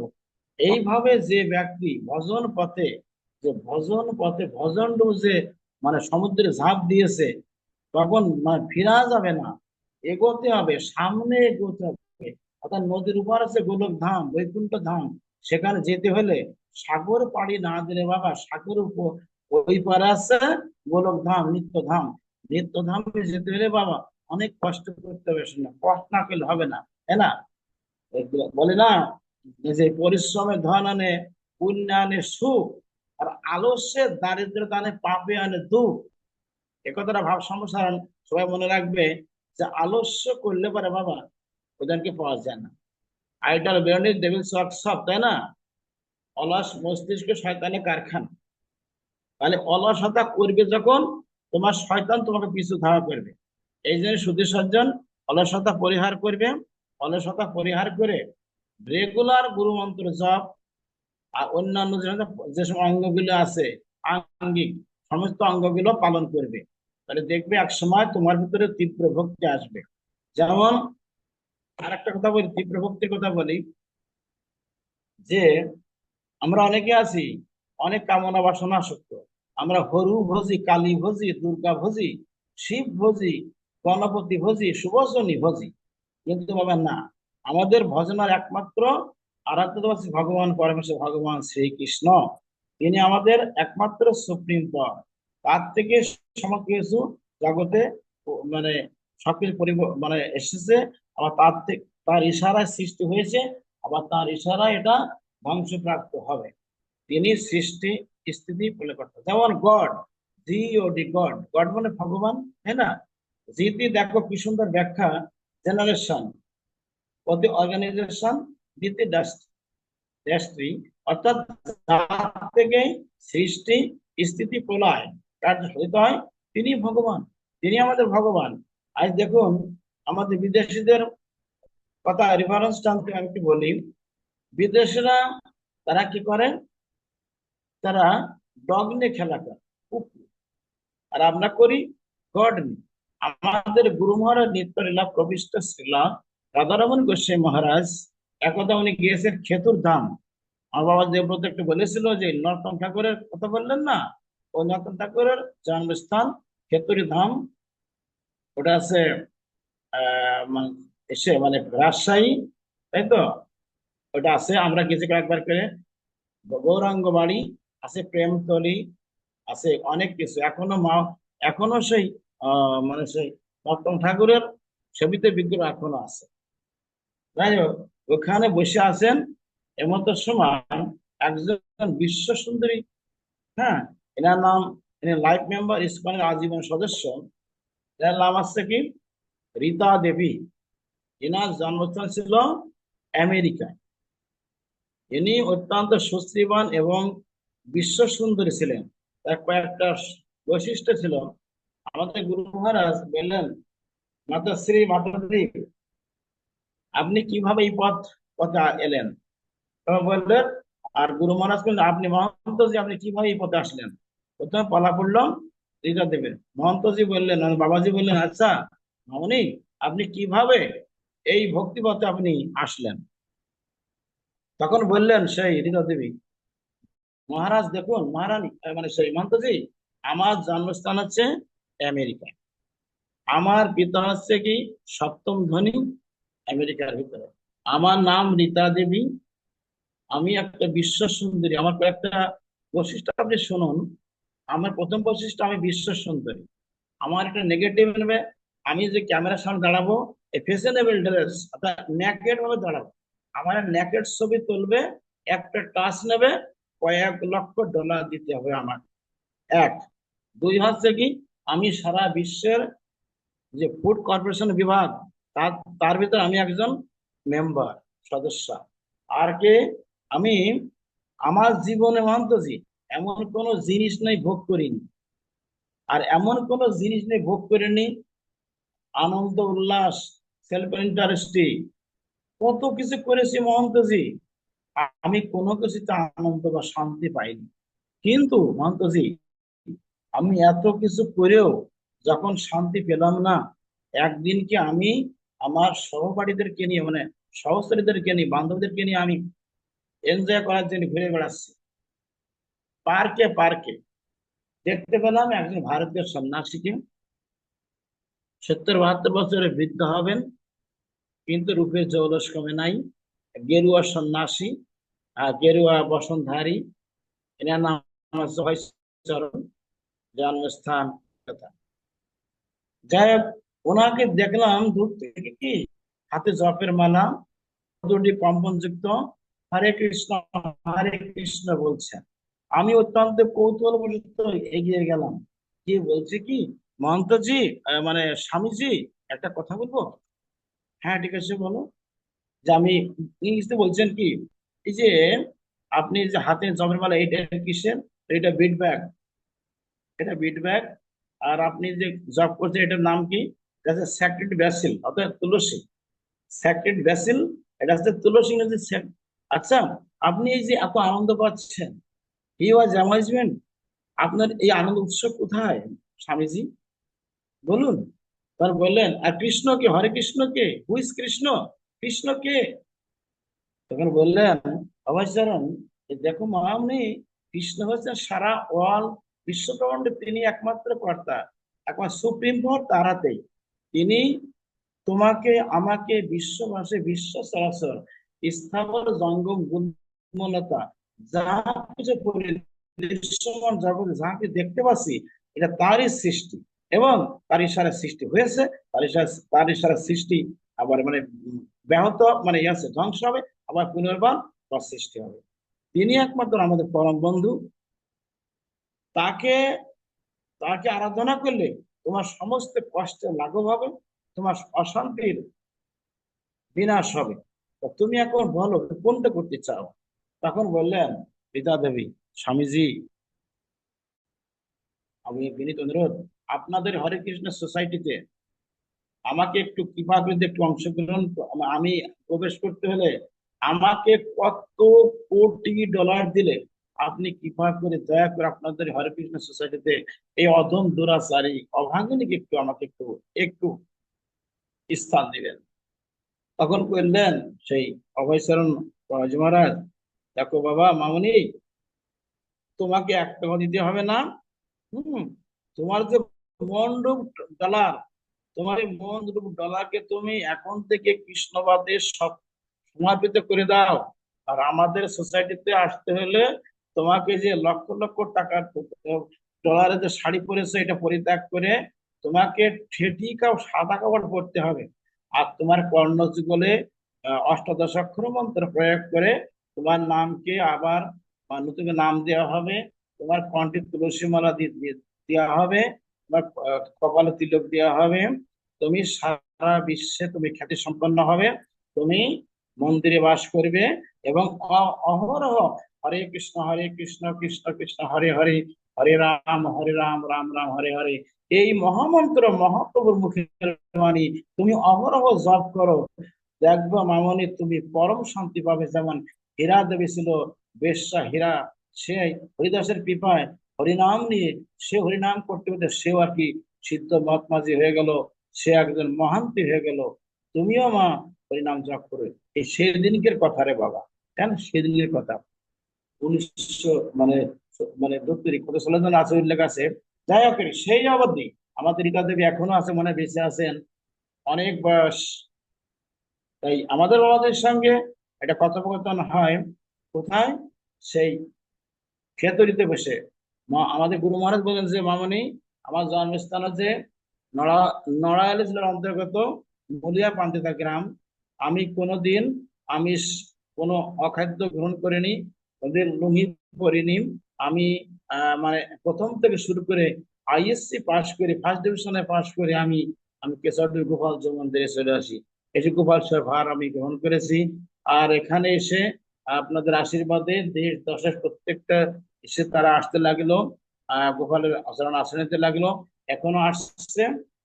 মাতাজি, সংক্ষেপে এটাই। অনেকবার বৃন্দাবনে গেছি, নবদ্বীপে গেছি, পুরীতে গেছি, এদের সব জায়গায় গেছি, অনেক কিছু ভ্রমণ করেছি। আপনাদের আশীর্বাদে আশীর্বাদ করবেন যেন এই ধর্মপদে থেকে যেন আমরা যেন সেই ভগবানের শরণ পেতে পারি। শুধু সজ্জন, এই জন্য বাবা একটা কথা বলে রাখি, বিদেশি মহিলারা উলুধ্বনি দিতে পারে না। তারা বলে, হে ভগবান, যদি এইবার জন্ম হয়, হে গৌরহরি, তুমি আমাদেরকে গৌড় ভূমিতে জন্ম দিও। সেইখানে জন্ম দিলে আমরা উলুধ্বনি দিব। গৌরহরি, তোমার উলুধ্বনি অত্যন্ত প্রসন্ন তুমি হও উলুধ্বনিতে। তাই এবার জন্ম হয় যেন আমাদের ভারতবর্ষ জন্ম হয়। শুধু সজ্জন, যত অবতার গুলো হয়েছে, যত মুনি ঋষি এসেছে, শুধু সজ্জন আপনারা বলেন অন্য দেশে হয়েছে? আমেরিকা না, জাপান না, ফ্রান্স না, অস্ট্রেলিয়া না, মানে যেগুলো দেশগুলো আছে পাশ্চাত্য দেশ, কোন যাবতীয় হন্যন গোবিন্দ হয়েছে কোথায়? একমাত্র ভারতবর্ষে। ভারত ভূমিতে মনুষ্য জন্ম হইল যাহার, স্বার্থ কর করি কর উপকার। সেজন্য শুধু সজ্জন, আমরা অত্যন্ত ভাগ্যবান যে আমাদের জন্ম হয়েছে ভারতে। তাই এই ভক্তি রাখতে হবে। ভক্তিকে রাখতে হলে শাস্ত্রের সমস্ত বিধি নিয়ম পালন করতে হবে। আর যদি থেকে ভক্তি নষ্ট হয় তাহলে আমরা করবো না। একাদশী না করা, গুরু মন্ত্র জপ না করা, মানুষকে হিংসা করা, বিদ্বেষ করা, বৈষ্ণবদেরকে নিন্দা করা, জগৎকে হীন মনে করা, নিজেকে বড় মনে করা, হ্যাঁ, তোমার যে এইগুলো কিন্তু ভক্তি নষ্ট হবে। তার হরিনাম জপ না করা, নিয়ম লঙ্ঘন করা, একদিন করলাম 5 দিন করলাম না, 1 মাস করলাম না, এই যে শিথিলতা যেন আমাদের না আসে, তাহলে আমাদের ভিতরে বিশুদ্ধ ভক্তি থাকবে। আর তার জন্য আমাদের বিশুদ্ধ ভক্তি উৎপন্ন হবে একমাত্র বৃন্দাজির কৃপা তুলসী। সবাই যেন তুলসীর 9 প্রকার সেবা করে। তুলসীর ভগবান নিজে বলেছেন, আমি বৈকুণ্ঠ ত্যাগ করে এসে এই কলিযুগে আমি তুলসী কাননে বাস করি, তুলসী কাননে বাস করি, ওর কাণ্ডে বাস করি, গুড়ায় বাস করি, পত্রে বাস করি, গোবিন্দ বলেছেন। কাজে কাজেই তুলসীর সেবা করবে। ওর গুড়া লেপবে, ওর স্তুতি আছে, ওর স্তব আছে, ওর বন্দনা আছে, ওর অর্চনা আছে, ও মানে পুষ্প অর্ঘ্য দান করার মন্ত্র আছে, পরিক্রমা মন্ত্র আছে, তুলসীর জল দেওয়ার মন্ত্র আছে, ওর প্রণাম মন্ত্র আছে। 9 প্রকার সেবা কথা বললাম। এই 9 প্রকার সেবা যদি একত্রিত হয়, তার বিশুদ্ধ ভক্তি আসতে বাধ্য হবে। সেই জন্য ভক্তি না এলে পরে কখনো ভগবানকে পাওয়া যায় না। হ্যাঁ, আর জ্ঞান কর্ম যোগে ভগবান পাওয়া যায় না, একমাত্র ভক্তিতে ভগবান পাওয়া যায়। সুধী সজ্জন, আমি বলবো সর্বক্ষণ যেন সবার ভিতরে এই তীব্র ভক্তি বা বিশুদ্ধ ভক্তি আসে। শুধু মুখে বললে হবে না, কাজে দেখাতে হবে। মানে যেমন হরিদাস ঠাকুর বলেছিলেন, যেমন মহাপ্রভু বললেন, হরিদাস তুমি কেমন আছো? বলে, কি প্রভু, আমি ভালো আছি, আমার দেহ ভালো কিন্তু মন ভালো না। বলে, কেন? আমার এখন না 3 লক্ষ নাম জপ করতে কষ্ট হয়। আরে পাগল, তুমি এক কাজ করো, কি তুমি এখন নামে সিদ্ধ হয়ে গেছো, তুমি 3 লক্ষ নাম জপ করো। 1 লক্ষে তুমি নামে সিদ্ধ, আর 1 লক্ষে তুমি মৃত্যুঞ্জয়, আর 1 লক্ষে তুমি সিদ্ধ প্রাপ্ত হয়েছো। তাই কাজে কাজে তুমি কারণ সিদ্ধ দেহ, তা ভজনে তো আগ্রহ কেন? তুমি 1 লক্ষ কমাই দাও। প্রত্যুত্তরে বললেন, প্রভু আপনাকে আশীর্বাদ করবেন, আমি যেন মৃত্যুর সময় 3 লক্ষ নাম জপ করে যেতে পারি, তাই না? একেই বলে একেই বলে প্রতিজ্ঞা। আমি একটা আমি একটা এক্সাম্পল দিই, প্রায় বলি বাবা, সবাই মন দিয়ে শুনবে। স্বামী প্রণবানন্দজি মহারাজ নাম শোনা আছে? বাজিতপুর, ফরিদ, মানে মাদারীপুর, বাজিতপুর। তো ওইখানে যিনি ছিলেন, উনি শিবের অবতার বলা হয়েছে প্রণবানন্দজি মহারাজকে। ওনার একটা সংকল্পপত্র আছে, আমি প্রায় মনে করি এটাই, যদি সূর্যদেব পূর্ব দিগন্ত থেকে যদি পশ্চিম দিগন্ত উদিত হন, যদি সুদীর্ঘ মেরু পর্বত স্থানান্তরে গমন করে, যদি হিমালয় পর্বত যদি মাটির সঙ্গে মিশে যায়, যদি সাগরের জল শুকায় যায়, যদি পর্বত শিখরে পদ্মফুল প্রস্ফুটিত হয়, যদি আকাশ থেকে অগ্নিবৃষ্টি হয়, যদি আকাশ থেকে গ্রহচ্যুত হয়, এগুলো যদি হয় তাও ভালো। কিন্তু যথার্থ যে মহাত্মাগণ, যে বিদ্বান ব্যক্তি, পণ্ডিত ব্যক্তি, প্রেমী ভক্ত, সে যাহা বলবে তাহাই করিবে। হম, ভজনটা কি হাতের মুয়া নাকি? এই বেটা, মুয়া নাকি? হ্যাঁ, তো মরে গেল, গাছে নাই উঠতে বাবাজি, আমি এত কিছু করি, আমার তো কোনো কিছু নাই, আমার তো কোনো কিছু হয় না। গাছে নাই উঠতে কষ্ট করো, অলসতা ত্যাগ করো, আর গুরু মন্ত্র জপ করো, দেখবে তোমার ভিতরে ভক্তি এসে যাবে। হ্যাঁ, সেই জন্য অলসতা পরিত্যাগ করতে হবে, রেগুলার জব, এবং যে সংকল্প করবে পালন করবে। ডু আর ডাই, করবো নাই মরবো। সক্রেটিস বলেছিল, আমার মতবাদ আমি ত্যাগ করতে পারবো না। গীতায় বললেন, ধর্মে নিধনং পরধর্ম ভয়াবহ। আশ্রগন্তরে, কত সময় আশ্রগন্তরে তোমরা। সেই জন্য বলতে পারবে, ভজন তাঁতের মোহ নাই, আবার বলছি ছেলে আমার হয়ে গেল। ভগবান কিন্তু এতটা সুবিধান ভগবানকে পাওয়ার, কিন্তু আবার সুবিধা আছে। যদি ভক্ত বালকের মতো কাঁদতে পারে, বালকের মতো, যে মা তুমি, তোমার বালক কাঁদে, মা তুমি কোথায় কোথায় কোথায়, মা তুমি কোথায়, তুমি কোথায় গেলে, তখন তার মা দৌড়ে আসে। হাজার হাজার লক্ষ লক্ষ গাভীর তো যেমন গাভী কি করে, তার বাচ্চা খুঁজে বের করে। ভগবান বলেছে, যারা আমার ভক্ত হবে, যারা ভক্ত হবে, আমি তাদের খুঁজে বের করি, তাদেরকে আমার কাছে নিয়ে আসি। কিন্তু ভক্তির দ্বারাই, জ্ঞানের দ্বারা না, যোগের দ্বারা না, কর্মের দ্বারা না, ওই অভিনয়ের দ্বারা না, নাটকের দ্বারা না। হ্যাঁ, নাটক করিয়ে করিয়ে পর্যন্ত সাধু সাইজনা সাধু হও, আগে অন্তর থেকে সাধু হতে হবে, তা নাহলে হবে না। আগে সাধুর সিম্বল নিলাম, সাধুর লাভে লাগেজ করলাম, অথচ আমার ভিতরে কোনো কিছু নাই, কাজ হবে কি? সেই জন্য বাবা আগে আগে তোমাকে অবশ্যই তোমাদেরকে আগে সৎ প্রয়াণ হতে হবে। আগে সৎ না হতে পারে কখনো ভগবানকে পাওয়া যায় না। আর পেতে হলে আগে দরকার তোমাকে সাধন ভজন করো, কষ্ট করো, বা নো পেন নো গেইন, কষ্টে কৃষ্ণ বাজায়। একাদশী করবে না অনেক আছে। হ্যাঁ, আমি আমার মনে যা বলে তাই করবো, আমার মনে যা বলে খাবো, আমার আত্মা খাতে চাই কে? কথা শুনছো না? আমি বলে কি, এই শোনো, তুমি একটা আত্মা যাই বলো, তাই না? তুমি একটা বাঘও তো একটা, বাঘের মধ্যে আত্মা আছে, বাঘটা একটা জড়াই ধরে তো একটু। হম। আমার গুরুদেব বলতেন যে সর্বদেহ ঠিক আছে, জীবাত্মা পরমাত্মা আছে, তো তাই বলে তুমি একটা বাঘ আলিঙ্গন করতে পারো না, তাই না? তোমার মুখে অনেকে তো মুখে মুখে বলে, হ্যাঁ আমি এ করবো তা করবো, আত্মা যা করে তা খাতে হবে। যেমন একজন বলছিল যে লুঙ্গু যে শুইতো, দুধ তো শুইতো, প্রভেদ কি? আমি একটা ভক্তের কথা একটা কোটেশন টানছি। এই যে মারা গেছে বেশি, মানে এই সিংড়া, নাম রঞ্জন পাঠক। একবার গিয়েছে কোথায়, শরীরপুর। পাঠ হচ্ছে, সেখানে ম্যাজিস্ট্রেট সে এক লুঙ্গি করে বসে আছে, তার বা সাইডে তার মেয়ে বসে আছে। তো উনি সাধু মানুষ, তো উনি বললেন, পাঠক বাবা, আপনি তো মাইনজ্ঞ মানুষ, আপনি যদি একটু লুঙ্গিটা ত্যাগ করে আসতে পারেন তাহলে মানে ভালো হতো। হ্যাঁ, তুমি কি জানো কি? আরে লুঙ্গিতে শুধু শুধু শুধু প্রভেদ কি? তা কয়েকবার বলার পরও শুনলেন না। তারা বললেন, হে ভক্তগণ, আজকে এই ভাগবত আগে হবে, আগে হবে এই ভাগবত। হ্যাঁ, এটা মাস্টার মশাই, আপনার ছেলে মেয়ে কয়জন? বলে, এক ছেলে এক মেয়ে। এই মেয়েটা কার? বলে, আমার। এই ছেলেটা কার? আমার। ছেলে বিয়ে দেবেন না? দিতে হবে। মেয়ে দেবেন না? দিতে হবে। তো বাইরে গুজার দরকার কি? ঘরে তো ছেলে বের হয়ে গেছে। একবার কোনো কিছু না বলে মাথা নিচে হয়ে গেল, পরে কাঁদতে কাঁদতে বাড়িতে গিয়ে ধুতি পরে বসে, বাবা আমার বড়, আমার অহংকার ছিল, আমার শূন্য হয়ে গেল।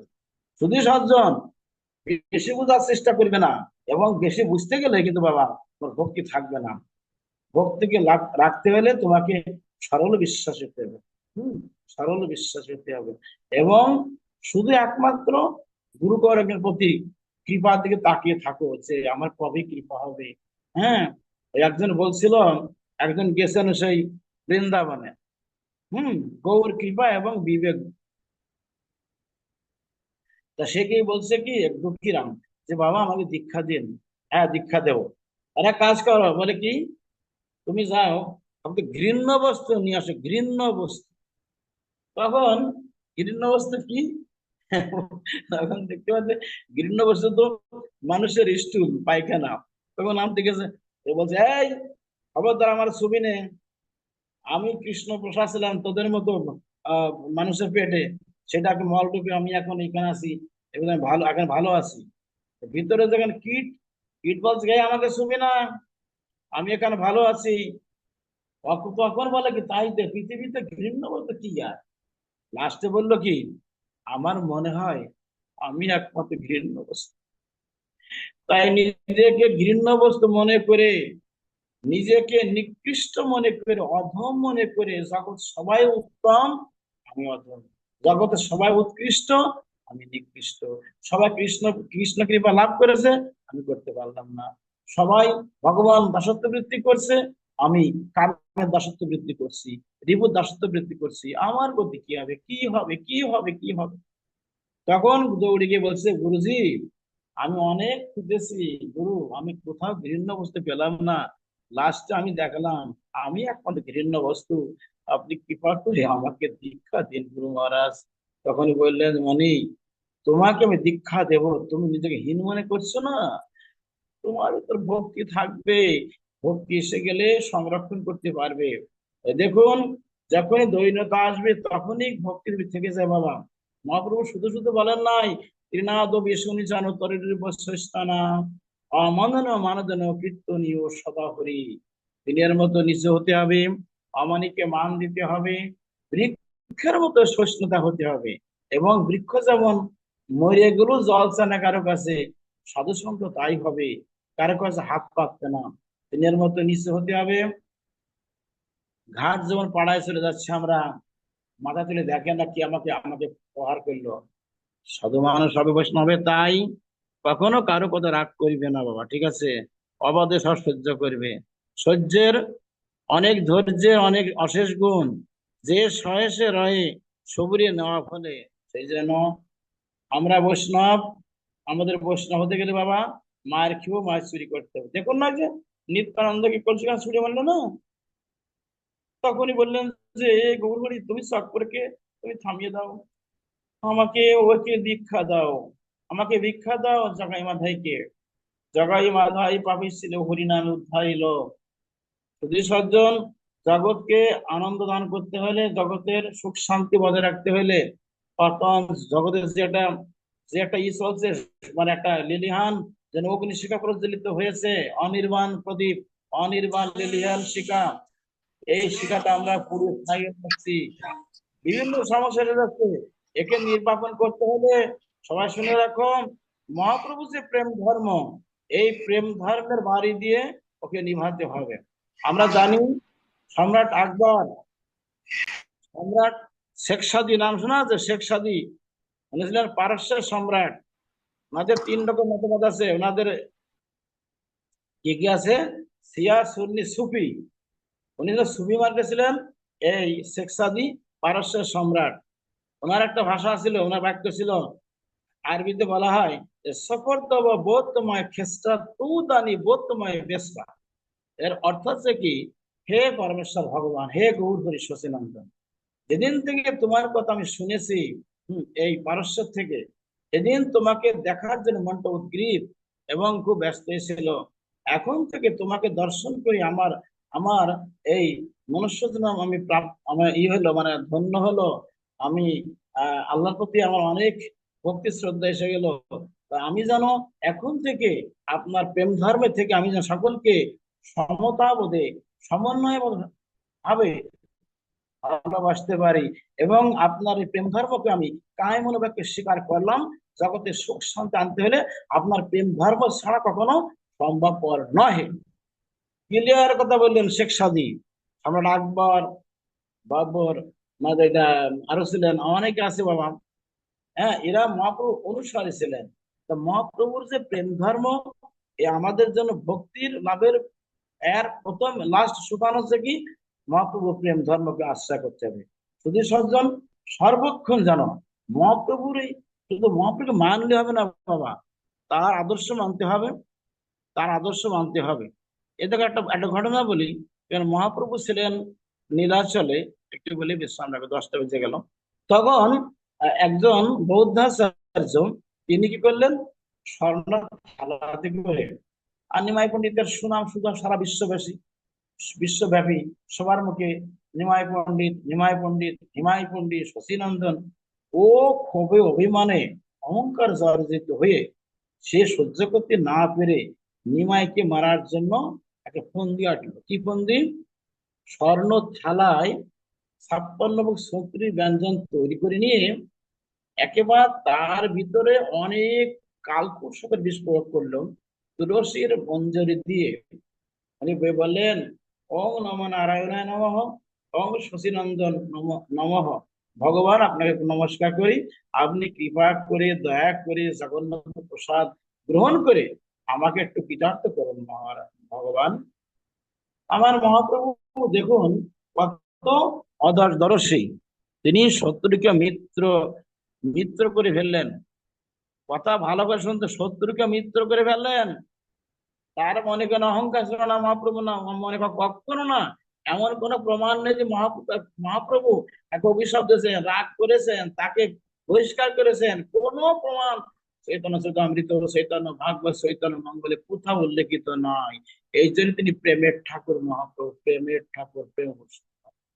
তখন নিয়ে হাতে নিলেন, কিন্তু বাবা ভগবানের দিব্য শক্তি হৃদয় থেকে উত্থিত হয়ে, সেই মহাপ্রভু হৃদয় থেকে এক বিরাট এক বাস পক্ষী ধারণ করে উপর থেকে এক ছো মেরে ওই থালার কান্দি ধরে নিয়ে অনেক উপরে নিয়ে সেই বৌদ্ধ, ওর ভিক্ষুক বলা হয়, সন্ন্যাসীকে ভিক্ষুক বলা হয়, ওর মাথা ঠাস করে ফেলে দিয়েছে।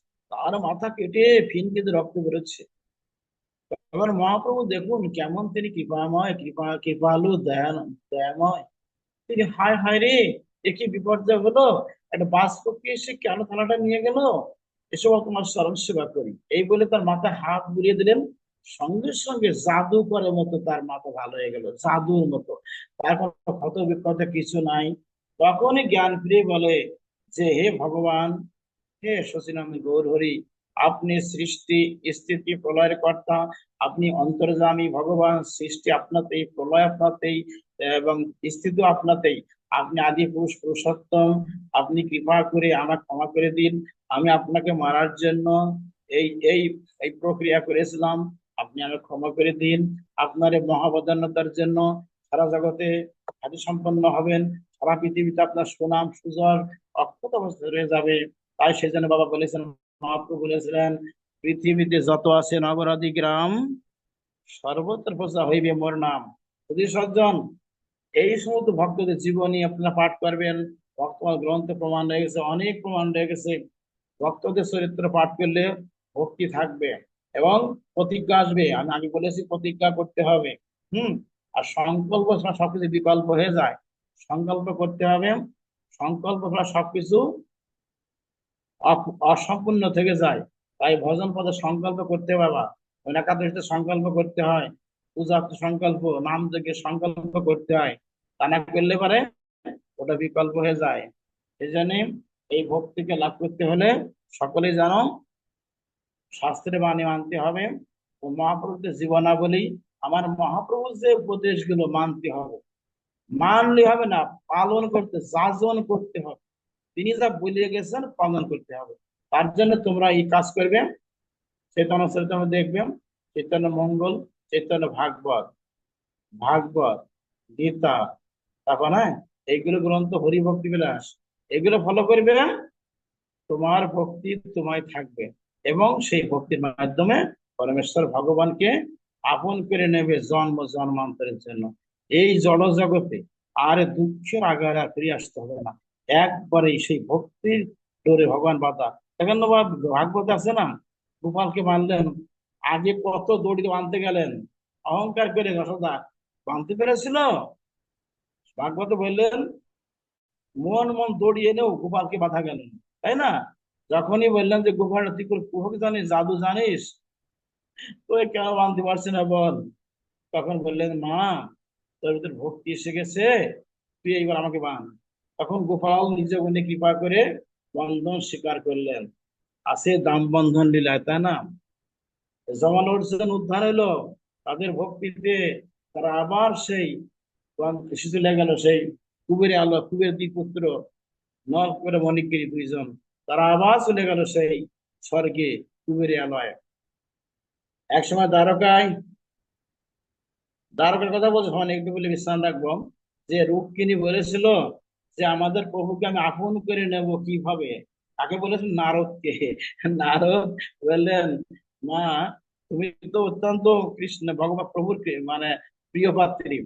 তা কৃষ্ণ ভগবানকে পরাস্ত করতে হলে তুমি কি করবা বলো?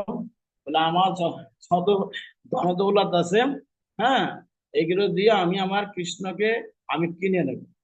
তো নারদ মুনি হেসে বললেন কি, হ্যাঁ তাই করো তাহলে। কৃষ্ণ সেখানে দাঁড়িয়ে বড় পাল্লা আনা হলো। এক পাশে গোবিন্দ বসছেন, আর এক পাশে ওই তার কাছে যত সোনা দানা, মণি মুক্তা, বৈদুর্যমণি, ইন্দ্রনীলমণি যত আছে বাবা দিতে লাগলেন। কিন্তু কৃষ্ণের পাশটা মাটিতে রয়ে গেল, উঁচু আর হচ্ছে না। ওই যে অহংকার করেছে, আমি কৃষ্ণকে মেপে নেব, আমি ধন দৌলত দিয়ে কিনে নেব। ভাগবত বললেন সমস্ত অর্থ অলংকার দিয়ে, অর্থ তো না, মানে মণি মুক্তা বৈধুর্য মণি দিয়েও গোপালকে গোপালকে গোপালের সমান ওজন করতে করতে পারলেন না মা রুক্মিণী। তখন রুক্মিণী হাঁ করে কাঁদছে, না কি হলো, আমার মনে হয় আমাদের প্রভু কোনো জাদু জানে। আর এত কুইন্টাল কুইন্টাল দিচ্ছি, মন কুইন্টাল কুইন্টাল দিচ্ছি, কেন আমাদের প্রভু কেন উচ্চ হচ্ছেন না, মানে তার সমান হচ্ছে না? নিশ্চয় কোন জাদু। তো জাদুর মধ্যে কোনো কিছু নাই। তা বলো না আরো, আমি কি করি ওকে, আমি আপন বলো। তখন বললেন, দেখো আমার রুক্মিণী, এসব ফেলে দাও, সব ফেলো, সাগরে ফেলা হলো। এবার তুমি এক কাজ করো, 3টে তুলসী পত্র নিয়ে আসো। তিনি হয়তো লেখলেন, কৃষ্ণ নাম লেখলেন। কৃষ্ণ নাম লেখার পর 3 ফোঁট নয়ন জল 3টে তুলসীতে অর্পণ করে চন্দন দিয়ে বললেন, এইবার বলো মা, কৃষ্ণায় নমঃ। হ্যাঁ, মূল মন্ত্র বলে কৃষ্ণ নম বলে আরেক পাশে যেই খালি পাশে দেওয়ার সঙ্গে সঙ্গেই হঠাৎ করে কৃষ্ণের বস্তা অনেক উঁচু হয়ে গেল, আর তুলসী বস্তা মাটিতে নুয়ে পড়লো। সব দিকে জয় জয়কার হয়ে গেল, সবাই হরিধ্বনি উলুধ্বনি সঙ্গ দিয়ে দিল যে কৃষ্ণকে মানে আহ, আপন করে পেতে হলে ওই ধন সম্পত্তি টাকা পয়সা দিয়ে তারা কিনা যায় না। তারে কিনতে হলে, আপন করতে হলে একমাত্র নয়ন জল তুলসী পত্র দিয়ে ভগবানকে দিলে ভগবান অতি সন্তুষ্ট হয়ে যান। ভগবান নিজেই বলেছেন, যারা 2 ফুট চোখের জল 3টে তুলসী পত্র আমাকে দান করে, আমি তাদের কাছে ঋণী হয়ে যাই। এই ঋণ শোধ করার জন্য আমার ভক্তকে আমি আপন করে কাছে ডেকে নিই এবং তাকে আমার গোলক ধামে নিয়ে যাই। শুধু সজ্জন, মনে রাখতে হবে যে ভক্তির কোনো বিকল্প নাই। ভক্তির কোনো বিকল্প নাই, এ কোনো রসায়ন নাই। এ যা আছে ঠিক তাই। যেমন মার কোনো বিকল্প নাই, ভক্তির কোনো বিকল্প নাই। তাই ভক্তি, সবাই ভক্তি লাভ করিবে। এই ভক্তিকে এক ভক্তি একবার এসে গেলে যেন সাবধান, এই ভক্তি যেন কোনো রকম যেন উৎখাটিত, মানে সেই অন্তর থেকে, মানে এটা যেন অন্য কোথাও গমন না করে। ভক্তিকে রাখতে হলে গুরুর সান্নিধ্যে থাকতে হবে। গুরুর সান্নিধ্য, গুরু আসছেন আমাদের পথপ্রদর্শক, তিনি আমাদের একমাত্র, আমাদের পথের দিশারি। তাই আমাদের একমাত্র অভিভাবক গুরু। গুরুকে মধ্যস্থ রেখে হরিনাম করে যেতে হবে, জপ তপ সবকিছু করতে হবে, যে বিধিনিষেধ যা কিছু আছে পালন করতে হবে। পেলে পরে ভক্তি দেবী আমাদের হৃদয় মন্দিরে অনন্তকাল ধরে বাস করবেন। ভগবান তো আগে চলে আসবেন। আমার গুরুজি বলতেন যে ভগবান বলেছেন, যেখানে আমি যাই ভক্তি সেখানে যেতেও পারে, নাও যেতে পারে। যেখানে ভক্তি যায়, আমার বাবা সুপুত্র হয়ে আমি সেখানে গমন করি। এইবার ভাবতে হবে ভক্তি কত তীব্রতা, কত উগ্রতা, কত ভয়ঙ্কর, কত শক্তিশালী, আর কত সম্মোহনী মন্ত্র গোবিন্দকে পাওয়ার জন্য। অবশ্যই মন্ত্র এই ভক্তি। তাই শুধু সজ্জন, আসুন আমরা সবাই সম্মিলিত হয়ে আমরা যেন এই তীব্র ভক্তি, বিশুদ্ধ ভক্তি পালন করতে পারি। ভক্তি 3 প্রকার আছে, বিশুদ্ধ ভক্তি, এমনি ভক্তি, হ্যাঁ না, এগুলো কখনো ভগবান পাওয়ার জন্য এমনি ভক্তি নেই। বিশুদ্ধ ভক্তি দিয়ে ভগবানকে আহ্বান করতে হবে, তাহলে তিনি অবশ্যই আমাদের কথা শুনবেন এবং আমাদের মনোবাসনা পূর্ণ করবেন। যে সজ্জন, আমাদের আগামী রাধাষ্টমী কথা বলে বলে দেবো পঞ্জিকা থেকে পরে। এবার আমরা আহ, বিশ্রাম রাখছি। আমার বাবা যে দেবব্রত বাবু এ সম্পর্কে কিছু আলোকপাত করবে, সবাই শুনবে, শুনে সবাই চলবে। জয় নিতাই, জয় জয় জয় নিতাই। বাবা। জয় নিতাই, জয় নিতাই বাবা। আহ আহ, সুধী ভক্তবৃন্দ, উপস্থিত সকল বৈষ্ণব বৃন্দ, সবার চরণে আমার দণ্ডবাদ প্রণতি নিবেদন করি। আমার বাবাজির পরমাদ্য গুরুদেব, ওনার আহ, মূল্যবান পরামর্শ আমাদের শিরোধার্য। উনি কষ্ট করে আমাদের যে উপদেশ দিয়েছেন, ওনার সময় এবং শ্রম যেন বৃথা না যায়। আমি সবার কাছে এতটুকু প্রার্থনা করি যেন সবাই সে বিষয়টাকে মূল্যায়ন করেন। বাবাজি যে তার ভজন নিষ্ঠা, শাস্ত্র প্রজ্ঞার যে উপদেশ আমাদেরকে দিয়েছেন, আজকে আমরা অনেক এই সঙ্গের মাধ্যমে আমরা আমাদের আত্মার উন্নতি হোক। বাবাজিও যেমন চায়, আমরাও একে অপরের সেভাবে চাই।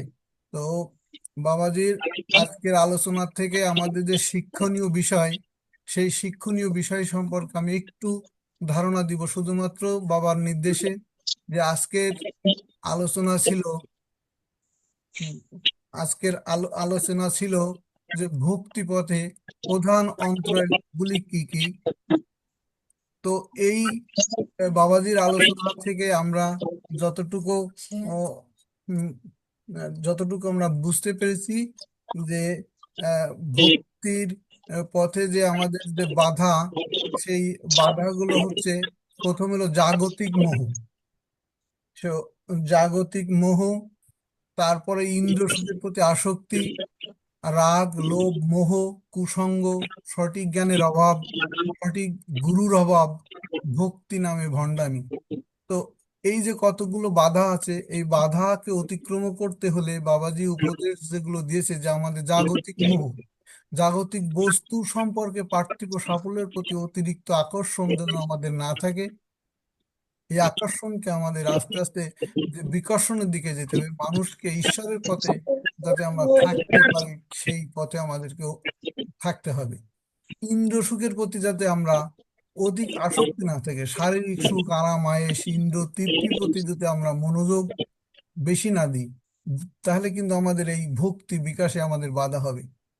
রাগ, লোভ, কুসঙ্গ, সঠিক জ্ঞানের অভাব, এগুলো একে অপরকে এইভাবে উম, সংশ্লিষ্ট, এগুলোর প্রতি আমাদেরকে খেয়াল রাখার বিষয় বাবাজি বলেছেন। তো সর্বোপরি কিশোরডুবির আশ্রমের পক্ষ থেকে, ভক্ত সংঘের পক্ষ থেকে আপনারা এই আমাদের সঙ্গে যোগদান করে আমাদের কৃতার্থ করেছেন, এবং আমাদের এই সঙ্গ আরো উত্তর উত্তর বৃদ্ধি পাওয়ার জন্য আপনাদের কাছে পরামর্শ কামনা করি। তো আমাদের বাবাজির নির্দেশে প্রতি শুক্রবার রাত্র 8:30টায় বিনামূল্যে পরিপূর্ণভাবে আমরা গীতার শ্লোকটা উচ্চারণে সহযোগিতা করছি। আপনারা গীতা পাঠ অনুষ্ঠানেও থাকবেন। বাবাজির প্রতি মঙ্গলবারে সাপ্তাহিক অনলাইন ভাগবত আলোচনা হয়, এখানেও থাকবেন। আমরা একে অপরের প্রত্যেকের সাথে সংযোগ রেখে আমাদের ভক্ত সংঘ বৃদ্ধি করব। আমাদের কেশরডুবি আশ্রম এবং এই গোপালজি আশ্রমকে আমরা বিশ্বের দরবারে একটা বড় বৃক্ষের ন্যায় উপস্থাপন যাতে করতে পারি, সে বিষয়ে সবাইকে সহযোগিতা কামনা করি। সেই ঐকান্তিক প্রচেষ্টা যেন সবার মধ্যে এই গোপাল আমাদেরকে দিক, সেই প্রার্থনা করি। নিতাই গৌর হরিবল। আর নিতাই গৌর রাধেশ্যাম, নিতাই গৌর আরো রাধে। বিশেষ করে আমি আরো একটু বিষয় বলতে চাই। বাবাজি যখন পাঠ করবেন, কেউ যেন শুয়ে বসে বা অগোছাল অবস্থায় থেকে ক্যামেরাটা অন না করেন। অনেকে অসুস্থ থাকতে পারেন, ও সেক্ষেত্রে আপনি ক্যামেরাটা অফ করে রাখবেন, তাহলে আমরা ওই অগোছালো দৃশ্যগুলো আমাদেরকে সামনে আসবে না। যেহেতু এই অনুষ্ঠানটা দেশ বিদেশে সম্প্রচারিত হয়, তো আমরা আজকে সিঙ্গাপুর থেকেও মনে হয় এক ভদ্রলোক যোগদান করেছিলেন প্রথম দিকে। তো উনি অনেক আন্তরিক। তো সেই বিষয়ে দিয়ে থাকবেন যেন বাবা যখন পাঠ করেন তখন আমরা সবাই যেন গোছালো ভাবে থাকি, এবং অগোছালো অবস্থায় যেন ক্যামেরাটা অন না করি। আর আহ, আলোচনার সময় যেন বাবাজির কে ব্রাত্য না করি। উনি হোয়াটসঅ্যাপে যদি রিং হয়, তাহলে সেক্ষেত্রে আমাদের আলোচনায় বিঘ্ন ঘটে। এটা আমরা আমরা সার্বিক এদিকে আমরা চেষ্টা কাকা করব। ভালো অনেক সময় নেটওয়ার্ক সমস্যার কারণে বা বৈদ্যুতিক বা কারিগরি ত্রুটির কারণে আমাদের সমস্যা হতে পারে। সবাই যেন আমরা ধৈর্য সহকারে আমরা শ্রবণ করি বাবার পাঠের ওইটা। তো সর্বশেষ আমি একটা কথা বলি, যে বাবাজি এক ভক্তের কথা বলছে, যে প্রভানন্দ, ওই প্রভানন্দের একটু সংক্ষিপ্ত ইতিহাস বাবাজির নির্দেশ যদি দেন আমি একটু বলতে পারি। উনি ভক্তমাল গ্রন্থ থেকে আমি একটুখানি যদি পাঠ করে শোনাতে চাই, বাবা আপনি অনুমতি দিন কাইন্ডলি। হ্যাঁ, ঠিক আছে। তো দেখেন, এটা এটা কোনো গল্প না, আমি একদম গ্রন্থ থেকে বলতেছি। 1896 খ্রিস্টাব্দের উনি জন্মগ্রহণ করেছিলেন, প্রভানন্দ। 1896 খ্রিস্টাব্দে 29শে জানুয়ারি ফরিদপুর জেলার বাজিতপুর গ্রামে মধ্যবিত্ত কায়স্থ পরিবারে জন্মগ্রহণ করেছিলেন বিনোদ চন্দ্র। পিতা বিষ্ণুচরণ দাস ভূঁইয়া জমিদারি সেরেস্তায় কাজ করতেন। এছাড়া তার তেজরাতি কারবার ছিল, তেজরাতি মানে জমিদারি কারবার ছিল। বিনোদের জননী সারদা দেবী ছিলেন অত্যন্ত ভক্তিমতী। তাদের 4 পুত্র 2 কন্যার মধ্যে তৃতীয় বিনোদের জন্ম। আগে সারদা দেবী স্বপ্নে জটাধুধারী মহাদেবকে পুত্ররূপে লাভ করার দৃশ্য দর্শন করেছিলেন। দেখেন, আমাদের সন্তান সন্ততি জন্মদানের জন্য আমরা আহ, উম, যদি সেই প্রকৃত ভক্ত সঙ্গ ভক্তকে আনানোর জন্য আমরা যদি মিলিত হই, তাহলে সে ভক্তই আসে। নিজেদের কামবাঞ্ছা পূরণের জন্য আসলে আসলে সেই সন্তান কৃষ্ণ ভক্ত হয় না। তো দেখেন, ওই ভক্ত আসার আগেই উনি দর্শন করেছিলেন। বাজিতপুরের স্কুলে পড়াশোনা করতেন। বাল্যকাল থেকে অসাধারণ ব্যক্তি সম্পন্ন বিনোদ সকলেরই শ্রদ্ধা ও স্নেহের আদায় করেছিলেন। এই কিশোরের অতুলনীয় চারিত্রিক দৃঢ়তার জন্য সকলেই তাকে ব্রহ্মচারী বিনোদ বলে অভিহিত করতেন। নিজে গান গাইতে পারতেন না, যেখানে হরি কীর্তন হতো সেখানে ছুটে যেতেন। একবার ভ্রমণ বসে একটি তুলসী বৃক্ষে থুতু ফেলার পরক্ষণে সেখানে দেবী ভগবতী মূর্তি প্রত্যক্ষ করে তিনি চমকে উঠেছিলেন। জীবনের শেষ দিন পর্যন্ত তিনি তুলসীর পূজা অব্যাহত রেখেছিলেন। বাহ। বিনোদের জীবনে এর পরও দেবী দর্শন হয়েছিল। তাদের গ্রামস্থ কবিরাজের গৃহে দুর্গাপূজা হতো। সপ্তমীর দিন গভীর রাতে সবার অলক্ষ্যে চণ্ডী মন্দিরে গিয়ে দেবী মূর্তির দিকে একাগ্রে তাকিয়ে থেকে তিনি স্বচক্ষে মৃন্ময়ীকে চিন্ময় রূপে প্রত্যক্ষ করেন।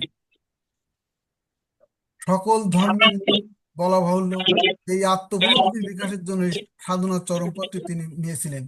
এই ব্রহ্মচারী বিনোদ গ্রামের শেষে খেলার ধারে শ্মশানে বসে প্রায় ঈশ্বরের ধ্যানে মগ্ন থাকতেন। এই সময় তার অত্যন্ত প্রিয় ভ্রাতুষ্পুত্র মৃত্যু তাকে আরো বৈরাগ্যমণ্ডিত করে।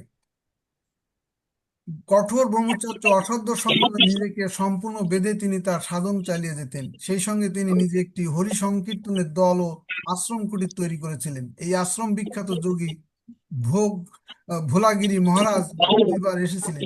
প্রথমবার তিনি তাকে যোগী সাম্রাজ্যের ভাবী রাজ চক্রবর্তী রূপে চিহ্নিত করেছিলেন। পরে যখন এসেছিলেন তখন সমগ্র ভারতে মহাযোগ রূপে বিনোদ খ্যাত হয়েছিলেন। 1963 খ্রিস্টাব্দের অক্টোবর মাসে দুর্গাপূজার বিজয়া দশমীতে নাথ সম্প্রদায়ের নেতা মহাযোগ স্বামীর কাছে মন্ত্র দীক্ষা লাভ করে তিনি স্বামী প্রভানন্দ নামে প্রসিদ্ধ হন। তাহলে দেখেন, গুরুর আশ্রয় ছাড়া উনি শেষ পর্যন্ত উন্নতি লাভ করতে পারেননি। ওনার পারমার্থিক অনেক পূর্বজন্মের স্বীকৃতি ছিল, কিন্তু শেষ পর্যন্ত তার গুরুর আশ্রয় আহ, পেতে হয়েছে। দেখেন, আজকে কয়েকটা আলোচনা শুনলাম, বাবার আলোচনা শুনলাম, এবং নরোত্তম দাস ঠাকুরের ওখান থেকে একটু পাঠ করলাম। তারপরে আমার এই ভক্তমাল গ্রন্থ থেকে পাঠ করলাম। আশ্রয় ভিন্ন কোনো কিছু যে হয় না, সদ্গুরুর আশ্রয় এটা একান্তভাবে কাম্য। ভক্ত সঙ্গ বৈষ্ণব সঙ্গ। তো এই কারণে আমার বাবার ঐকান্তিক আশা যে আমাদের এই ভক্ত সঙ্গ যেন আরো দিন দিন বৃদ্ধি পায়। আমরা যদি প্রত্যেকে প্রতিদিন যদি মনে করি যে আমরা একে অপরকে সংযুক্ত করব, এবং কেন করব এই জিনিসটা আমাদেরকে বুঝাতে হবে। ভক্ত সঙ্গ কেন প্রয়োজন? কারণ এই যদি জিনিসটা বুঝতে না পারে যে না ভক্ত সঙ্গের প্রয়োজনীয়তা কি, সেক্ষেত্রে সে কিন্তু আগ্রহী হবে না। তাহলে আমাদেরকে বুঝাতে হবে সঙ্গ কেন করতে হবে। আমাদের পারমার্থিক মঙ্গল যদি আমরা চাই, সদ্গুরু যে আমাদেরকে গাইড করছে, এই জিনিসটা যদি আমরা প্রচার করি যে সরাসরি আমরা গুরুদেবের সান্নিধ্যে আমরা পাচ্ছি, আমাদের সেই ঐকান্তিক ভজন নিষ্ঠা এবং যার শ্রদ্ধা ভক্তি এবং শাস্ত্রজ্ঞান অগাধ পাণ্ডিত্য, সেই গুরুদেব আমাদের সরাসরি আমাদের উপদেশ দিচ্ছে, এই কথাটা আমাদেরকে প্রচার করতে হবে। তাহলে আমরা আমাদেরকে এই ভক্ত সংখ্যা আরো বৃদ্ধি করতে পারবো। আমাদের এই গোপালজি আশ্রম বিশ্ব দরবারে অবশ্যই একদিন বড় নক্ষত্র না সূর্যের মতো একটা প্রতিষ্ঠান হয়ে দাঁড়াবে। তো